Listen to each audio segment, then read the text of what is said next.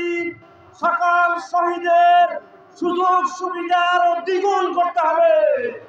জুলাই সকল আহত যোদ্ধাদের সুযোগ সুবিধা দ্বিগুণ করতে হবে। আমাদের পক্ষ থেকে পরিষ্কার মেসেজ, খুনি হাসিনা এবং তার দোসরদের বিচার দৃশ্যমান করতে হবে। আমাদের পক্ষ থেকে অন্তর্বর্তীকালীন সরকারের নিকট মেসেজ, খুনি হাসিনার দোসরদের বিচার এই মাটিতে নিশ্চিত করতে হবে।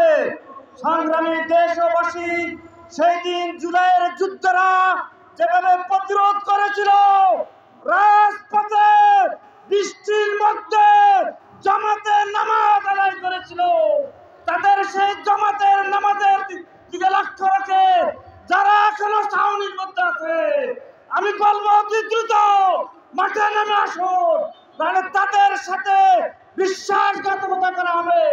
এখনো বৃষ্টি আসে নেই, বৃষ্টি আসুক, রৌদ্র আসুক, আজকে আমাদের মাঠে থাকতে হবে।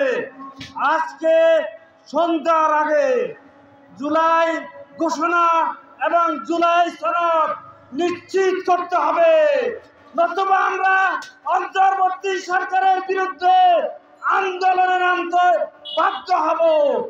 একই সাথে আমাদের পরিষ্কার মেসেজ, এই সরকার আইন শৃঙ্খলা যেহেতু নিয়ন্ত্রণে আনতে পারেনি, অতি দ্রুত সংস্কার নিশ্চিত করতে হবে।